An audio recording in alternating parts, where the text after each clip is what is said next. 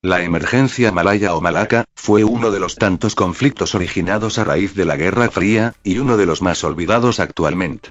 Este se desarrolló entre junio de 1948 y julio de 1960 y se le suele más que nada asociar o comparar por algunas cuestiones a la guerra que emprendería Estados Unidos en Vietnam. El conflicto enfrentaría al Reino Unido, a tropas de la Commonwealth junto a tropas de otras colonias británicas como Rhodesia contra el llamado Ejército de Liberación Malayo, extensión del Partido Comunista de Malasia. Para ponernos en contexto, en ese tiempo el colonialismo era bastante mal visto tras la Segunda Guerra Mundial, por lo que los ingleses empezarían una política de mediano plazo para retirarse de varias de sus colonias y darles la independencia. Entre ella Malasia, una de sus más importantes joyas.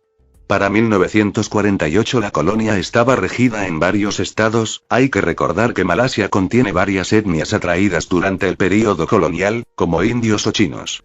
A pesar que las relaciones eran buenas, lo que llevaría a las revueltas sería el facto étnico, sobre todo el de la etnia china de carácter de izquierda, a pesar de que años antes combatirían codo a codo junto a los británicos durante la ocupación japonesa. El movimiento independentista malayo dirigido por el Partido Comunista liderado por el chino Chin Pen, un veterano de la Segunda Guerra quien luchó en bandas de guerrilleros contra los nipones, tenía una postura anticolonialista y buscaba la independencia a base de una revolución con políticas de izquierda. Para ello se basaría en acciones de guerrilla, inspirado a lo que el Viet Minh empezaría a utilizar contra Francia o las Filipinas, ya que para él era la única forma de desgastar a las tropas británicas. Aunque a pesar de que dichas ideas servirían para los vietnamitas en su guerra contra Francia y los Estados Unidos, estas no darían frutos en Malasia. En un principio, si bien los insurgentes lograron sorprender a las autoridades coloniales mediante asesinatos relámpago, sabotajes y logrando en un principio simpatía por su causa, logrando que varias personas de diversas etnias se unieran al movimiento, los británicos y sus aliados malayos lograron tener el control de las áreas rurales con el traslado de la población a nuevos asentamientos de la colonia, reduciendo la zona de operaciones de los guerrilleros en áreas desoladas donde serían incapaces de reclutar más hombres u obtener ayuda. También la guerrilla sufriría los reglamentos del Partido Comunista como el castigo y prohibición de las relaciones sexuales entre los combatientes masculinos y, si se tuviera que resumir, la emergencia malaya sería de un conflicto asimétrico con pocas escaramuzas.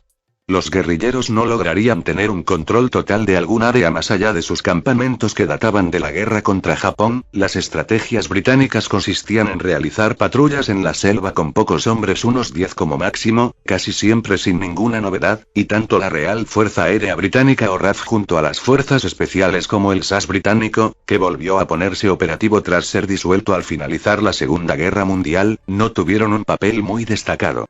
Si bien tenemos la similitud de que los comandos eran desplegados mediante helicópteros, aunque este medio no era tan enorme como sus homólogos norteamericanos, las incursiones consistían únicamente en emboscar a partidas de la guerrilla y si estos se retiraban debían darles caza hasta eliminarlos o les perdieran el rastro.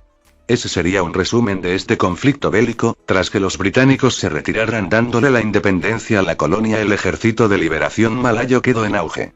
La independencia se había concretado pues no de su mano, así ante este fracaso de una revolución comunista, esta encantó a los estadounidenses enormemente.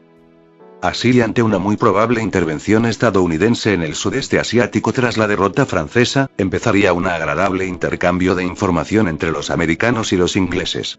Intentando tomar nota de las experiencias y estrategias que emplearon los británicos, tales como el famoso ganar los corazones y mentes de la población impulsada por Sir Gerald Templer, reducir el accionar de la guerrilla en una zona, la guerra psicológica como el ofrecimiento de buenos tratos a los guerrilleros que se rindieran a las autoridades entre otras, y los comportamientos de un grupo guerrillero que se había recaudado era el primero del que se tenía conocimiento de primera mano, pues los Estados Unidos y otros países usaban de referencia el manual del guerrillero del Che Guevara.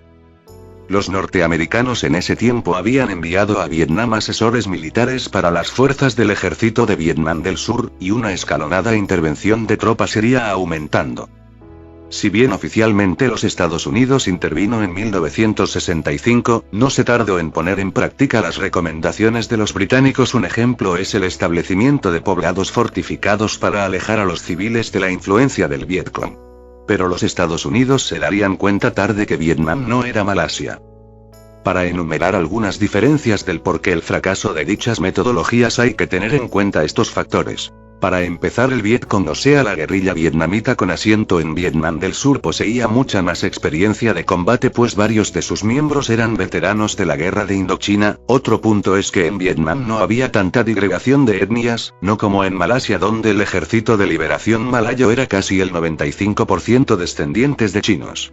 Las fuerzas vietnamitas lograban mucha simpatía de los civiles y podían reclutar hombres fácilmente, pues los estadounidenses y los survietnamitas solían retirarse de las zonas que ocupaban con su estrategia de buscar y destruir, por lo que los guerrilleros podían campar a sus anchas por las selvas. Otro factor es la ayuda. Los guerrilleros malayos quedaron reducidos a una zona de selva donde no tenían contacto con la población civil, no podían obtener casi alimentos ni armamento, pues estaban cerca de la frontera con Tailandia, país que no simpatizaba con el comunismo, a diferencia de sus homólogos vietnamitas que poseían frontera con Laos, Camboya y China, pudiendo ser aprovisionados en el esfuerzo bélico. La relación entre las fuerzas estadounidenses y vietnamitas eran tensas. Los vietnamitas no dejaban de ver a los americanos con unos invasores de su país como lo eran los franceses, agregando que la relación entre las fuerzas militares de Vietnam del Sur y los estadounidenses, que se suponía eran aliados, no era fraternal, a diferencia de los británicos, que tenían una relación estable con la población